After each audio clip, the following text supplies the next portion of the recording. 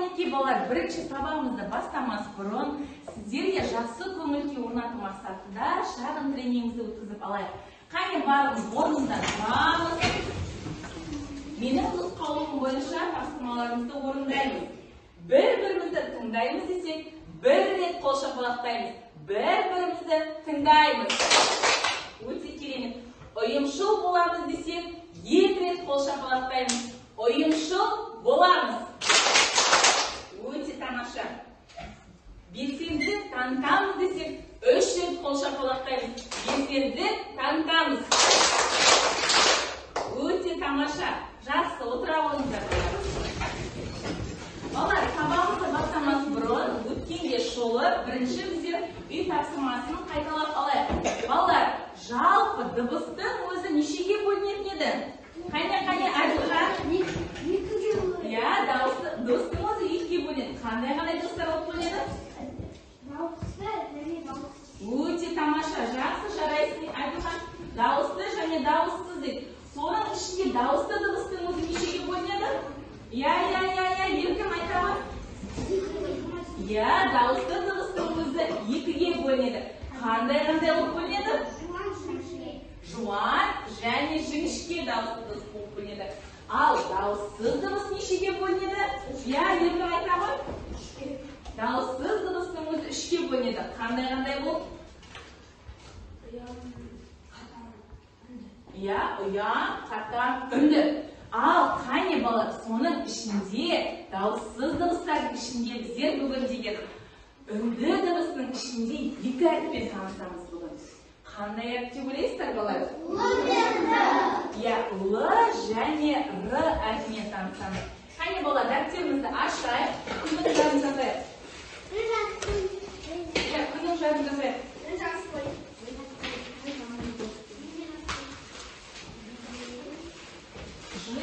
Екінші қазан,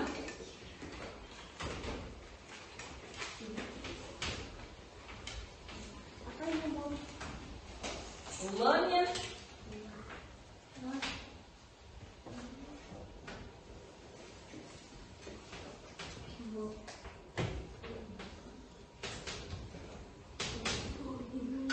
балалар, Л мен Р әріпі біздерде білеміз. Қандай дыбыс? Иә, қандай дыбыс? Иә, дауыссыз дыбыс. Соның ішінде дауыссыз дыбыстардың өздерінің ішінде иә, 3-ге бөлінеді дедіңіздер. Қандай бөлінетін еді? Қатаң, ұяң, үнді. Иә, қатаң, ұяң, үнді. Иә, соның ішінде ернің айтқысы келіп тұр, біліп отыр екен, жарайсыз. Қандай дыбыстар? Қандай неге жатады? Бөлімнен жатады? Жоқ, жаңа Л мен Р дауыссыздың иә, үндісіне жатыр, үнді бөліміне жатыр екен.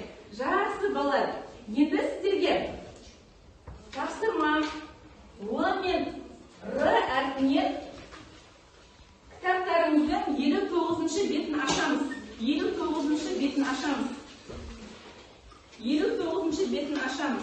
Л мен Р әрпінен. Сіздерге 59-шы бетте балалар 44-ші жаттығу берілген. Сол жаттығуға барлығымыз назарымызды аударайықшы. Аудардық па жаттығуға? Бұл жаттығуды мен сіздерге балалар аңдатпа ойыны әдісі арқылы өткізгім келіп тұр. Жаңағыдай балалар. Мысалы, мен сіздерге осы өлеңді оқып беремін. Сіздер осы өлеңге Р дыбысынан басталатын сөздер естісеңіздер, қолдарыңызды шапалақтайсыздар. Бір рет қана шапалақтайсыздар. Рауан өлеңі. Рауан сәуле таңғы нұр. Рахатқа бөлер жанды бол. Дұрыс. Рауандап атқан ақ таңдар. Ойзық сыйла сәл кідір. Өте тамаша. Енді осы өлеңді біздер тізбектеп оқу арқылы әр топтан бір оқушы оқып, сол өлеңді жатқа жазайық. Бірінші топтан Ернұр оқиға. Қалған топтан дайындалып отырамыз. Сәуле таңғы нұр, рахатқа бөлер жанды бұл. Рауандап атқан ақ таңдар. Риза сыйла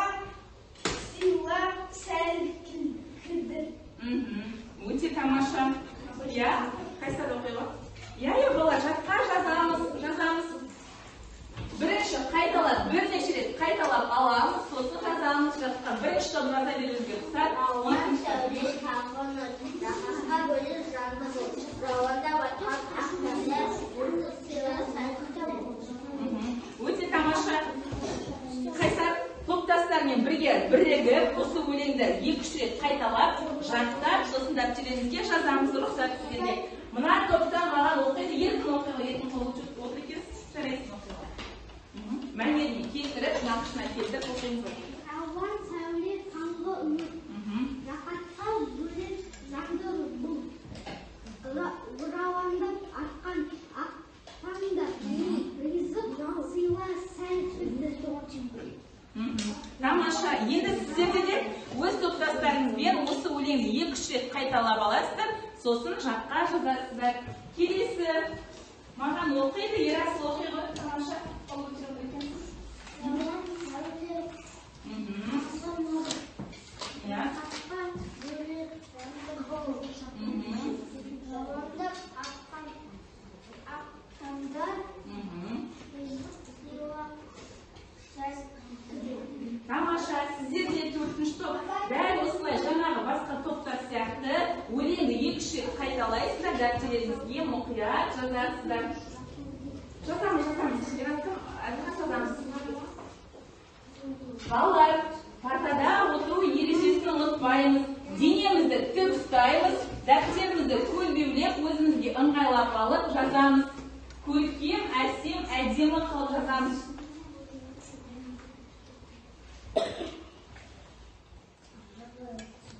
2-3 минут уақыт беріледі сіздерге. Одан кейін балалар жазып болғаннан кейін сөйлемнің ішінде Р әрпінен басталатын сөздердің астын сызамыз.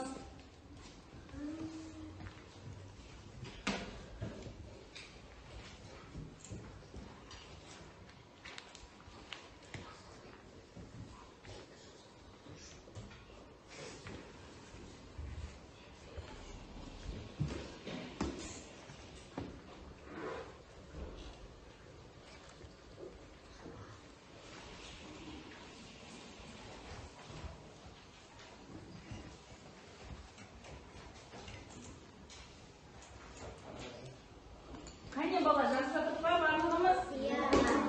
Болғандарымыз көрші бір-бірімізбен алмастырып дәптерімізді тексереміз. Көршілерімізбен.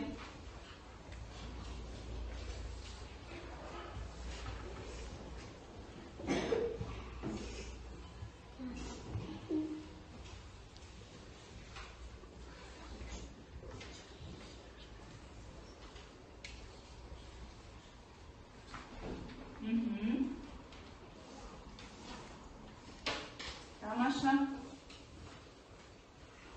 Р әрпінен басталатын сөздердің астын сызуды ұмытпаймыз.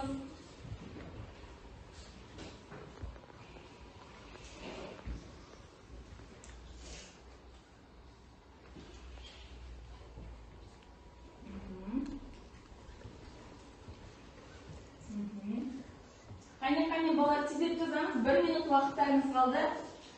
1 минут уақыттарыңыз қалды.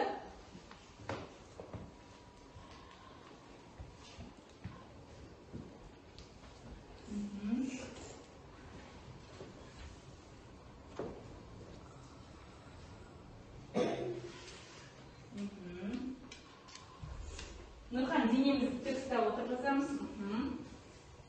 Тамаша.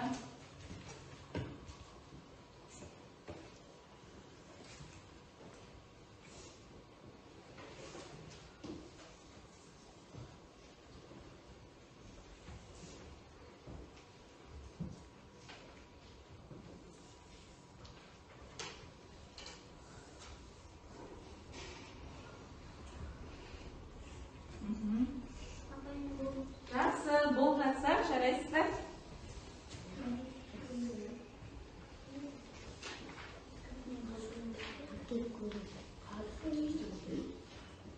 Өлеңнің ішінде Р әрпіне басталатын сөздердің астын сыздар ба?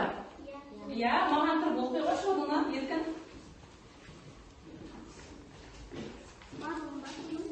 Иә, барлығын оқи қой. Рауан сәуле таңғы бұл. Жоқ, кім? Ертең тек қана сөздерді оқи қой. Р әрпіне бар екен деген ішінде. Рауан, рахатқа, рауанда ризық. Иә, рауан, рахатқа, рауанда ризық деген неше сөз бар екен? 4 сөз бар екен. Осы 4 сөздің астын сіздіңіздер ме барлығыңыз? Иә, тамаша. Тамаша. Ендігі кезекте балалар болса қаламызды қоямыз. Қаламызды қоямыз. Назарымызды барлығына маған аударамыз. Барлығына маған аударамыз. Сонымен балалар сабағымызды бекіту мақсатында Л, Р әрпі біздерде қандай дыбыс болды? Иә, дауыссыз дыбыс. Дауыссыз дыбыстың ішінде қандай дыбыс? Дауыссыз дыбыстың ішінде қандай дыбыс? Л. Біздер өткен сабақта өткен болатындардан, иә? Л мен Р әрпі қандай дыбыс? Иә, үнді дыбысына жатады екен. Жақсы, тамаша. Енді сіздерге балалар топпен тапсырма. Топтық жұмыс негізі кітапта бар. 46-шы жаттығуға назарымызды аударайық барлығымыз. Бұл топтық жұмысты біздер топпен бірлесе отырып жасаймыз. Әр топқа тапсырма. Сіздерге тапсырма қазір. Әзірге қоя тұрыңыздар, шартын сіздерем қазір.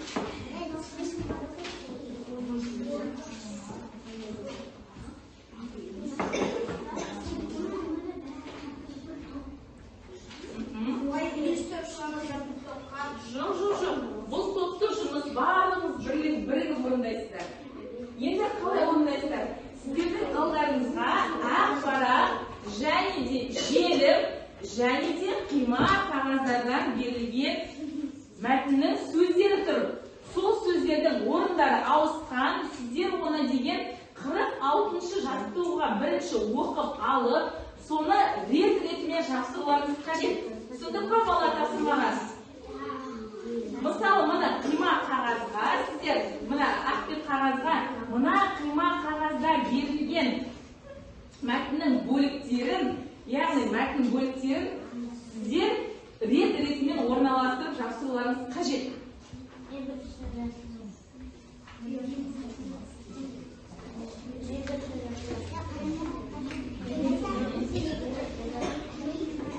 Желімен жапсырасыздар. Қане кірсек екінші топ. Міне бірінші бір топ басшысы мәтінді оқисыздар топпен бірге. Сосын ары қарай мәтіннің бөліктері шатысқан, мына жерде шатыстырып берілген қима қағаздарға. Соны әр бөлікке былай рет-ретіне мындағыдай жапсырасыздар. Міне, мысалы біреуіңіз оқисыз, әлдеқан оқыңыз сіз деген, қалғандары сізге бөліктерін жинақтап беруге көмектеседі. Мынаған желімен жапсырасыздар. Мысалы міне, жазғы демалыс кезі деген басты күнде. Жазғы демалыс кезі.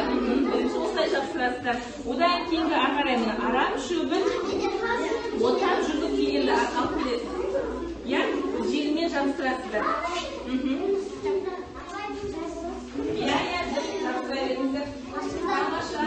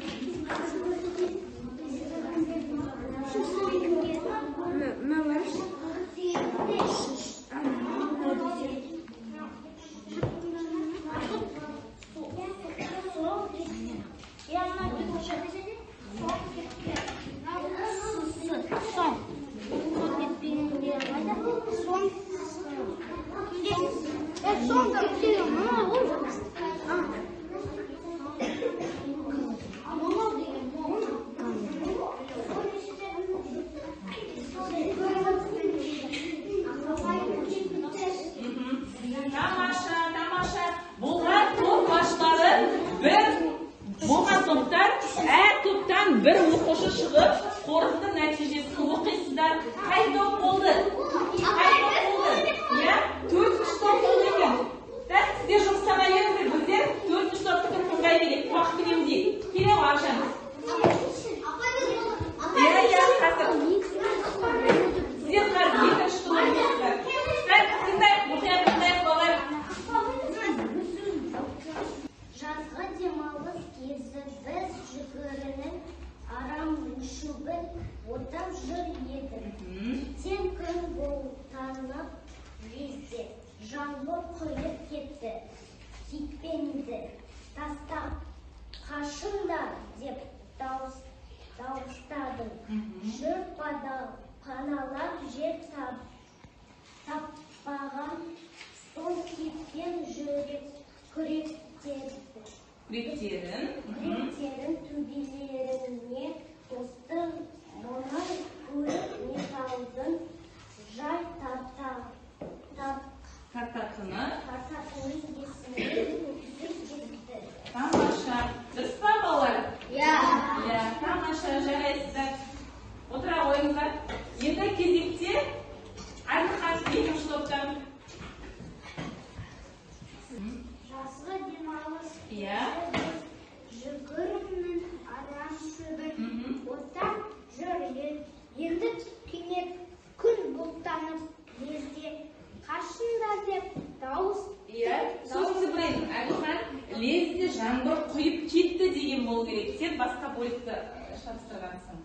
Міне, кенет бұлттанып лезде жаңбыр құйып кетті. Орын алысқан сенде. Оқи бер жасқа қарай. Дауыстадым жүр паналап жер таппаған соң кетпен күректерін төбелеріне тосты. Мені көріп металдың жай тартынып есіме түсе кетті. Жаңбыр құйып кетті. Кетпейді тастап. Жақсы, сен деген ортасындағы бөлігінен соңғы бөлігін шатыстырғансың. Жақсы, қатемізді дұрыстаймыз. Отыра ғой. Сіздерге топ бойынша 4 балл. Келесі 3 топтан ертең келе ғой. Балалар, мұқият тыңдап, қатесі болса дұрыстап отыруға тырысайық. Жазғы демалыс кезі біз жүгерінің арам шөбін отап жүр едік. Кенет күн бұлттанып лезде жаңбыр құйып кетті. Кетпеңді тастап қашаңдар деп дауыстадым. Жұрт паналап жер таппаған соң кетпен күректерін төбелеріне тосты. Мұны көріп металдың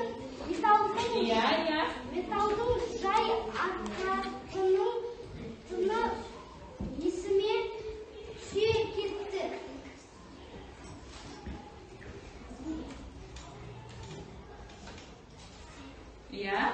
Өте тамаша. Қате болды ма, балалар? Жоқ. Жақсы, тамаша. Сіздерге де 5 балл. Келесі. Бірінші топ оқи ғой. Rafa Жігірінің арам шөбін отап жүр едік. Кенет күн бұлттанып лезде жаңбыр құйып кетті.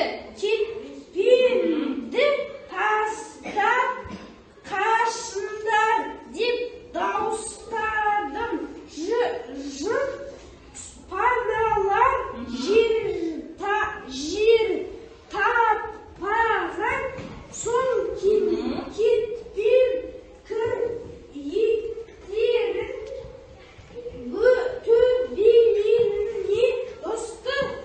Мұны көріп металдың жайтатынын есіне түсті кетті. Тамаша, жақсы. Бұл топта қате бар ма екен балалар? Жоқ. Бар ма да дұрыс екен? Жақсы, тамаша. Отыра қойыңыздар. 5 балл сіздерге. Жақсы балалар. Енді топтық жұмыс жасап болса, енді біздер өзіндік жұмысқа кірісеміз. Кітаптарыңызды 45-ші жаттығуына назарларыңызды аударыңыздар. Кітаптарыңызды 45-ші жаттығуына. 45-ші жаттығуына назарларыңызды аударыңыздар. Сіздерге балалар, 45-ші жаттығуда біздер өзіндік жұмыс болғандықтан дәптерге орындаймыз. Сіздерге міне алдарыңызда қараңыздаршы, барлықтарыңыз кітаптарға назарымызды аударайық. Барлығымыз назарымызды аударайық. Сіздерге міне жайық, қай, бас, бақ, қайым, кезде деген сөздер берілген. Сіздер осы сөздерге бір әрпін өзгерту арқылы, яғни Л әрпін қосу арқылы сіздер жаңа сөз шығарасыздар. Мысалы, жайыққа бір әріпті алып тастайсыздар да Л әрпін қосасыздар. Қандай сөз шығуы мүмкін? Жоқ. Я? Я, лайық деген сөз шығуы мүмкін. Лайық, мен жазып қойып сіздерге мына. Дәл осылай қатесіз міне сіздер жазасыздар. Лайық. Нәрселеріңізге. Келесі сөз міне. Жоқ. Л әрпін. Я, лай. Өзіндік жұмыс балалар. Бұны әркім өзі орындайды. Мысалы, я орнымыздан айқайламаймыз, қазір жазамыз. Я.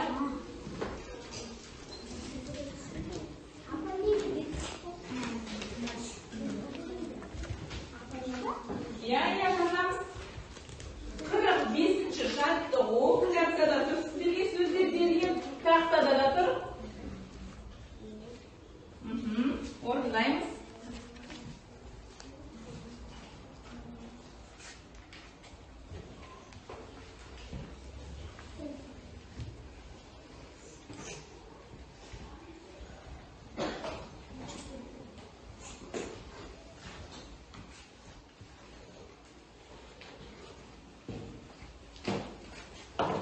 Жазамыз.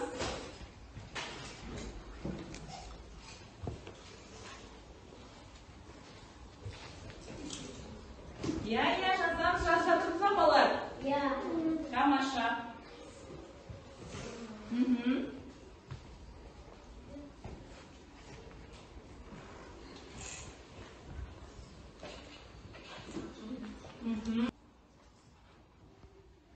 Я, балалар. Жазып болса, кім оқиды маған? Тағы. Нұрали оқи ғой, тамаша. Я, қандай сөзді қандай сөзге өзгерткен екенсің оқиға. Мысалы, жайық сөзін осындай сөз шықты деп айтамыз. Я, жайық сөзінен лайық сөз шықты. Келесі. Бақ сөзінен бал шығарды. Тамаша, келесі. Я, бас сөзінен лақ шығарды. Я, сосын я, қайым сөзінен лайым шығарған екенсің. Тамаша. Я, тағы лезде, кезде деген сөзден к әрпін алып тастап, Л жазған екен. Тамаша, жақсы. Отыра ғой. Келесі енді оқи ғой.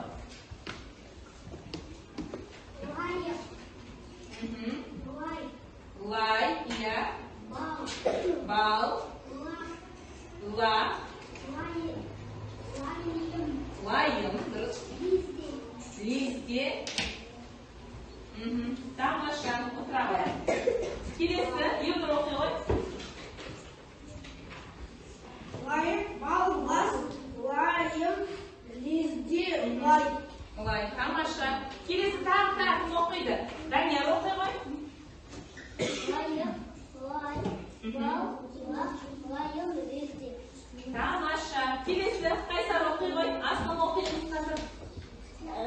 Лайым, лас, лайым, лезде, лай. Тамаша. Келесі тағы кім оқиды? Мына топтан кім оқиды? Астын оқи ғой, жарайсың. Оқи ғой, астын.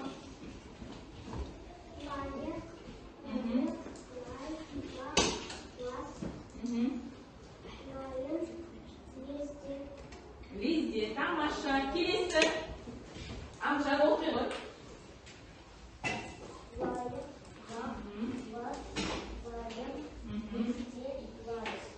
Тамаша.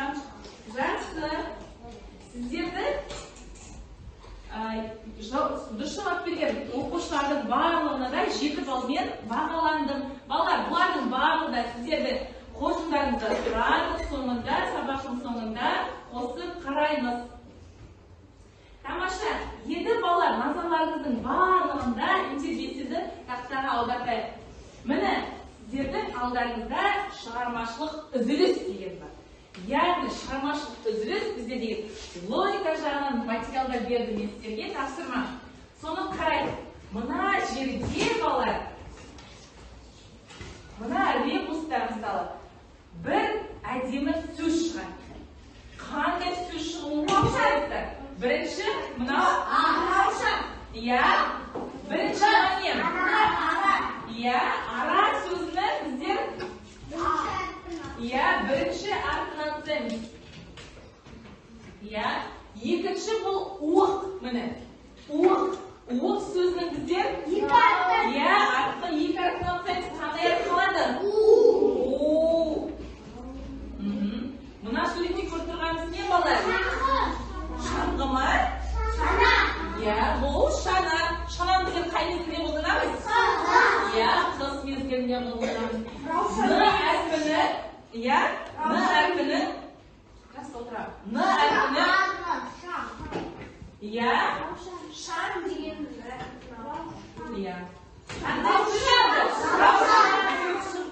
енді жарайсың, енді біліп тұр екен раушан сөзі шығатынын. Тез ойланып жарайсың енді. Міне, раушан сөзі шығып тұр. Раушан сөзі шығып тұр.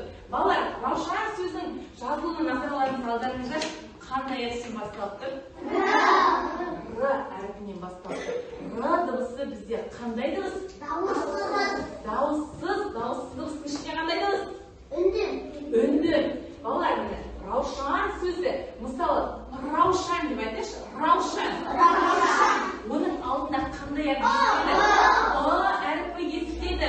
Бірақ әрпі естілгенінен бізде өткен сабақта өткен болатынбыз. Әрпі естілгенімен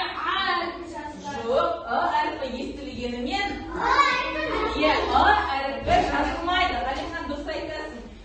Р әрпінің алдында әрпі естілгенімен бірақ жазылмайды. Р әрпінің өзі жазылады. Тамаша, раушан дегеніміз не? Раушан деген гүл. Және раушан деген қыздың да есімі болады екен. Жақсы, балалар, бүгінгі сабағымыз аяқталды. Белсенді қатысқандарыңызға көп рахмет, балалар. Енді кезекте бағалауымызды бірінші топқа деген бірінші топтың оқушылары өте белсенді қатысты, екінші топта қатысты, үшінші топта, төртінші топта кішкене кіріңкіреп қатыстыңыздар. Екінші топта көбінесе Ақжан қатысып отыр, Інжу қатысып отырды. Жақсы, балалар, барлығыңызда бағаландыңыздар.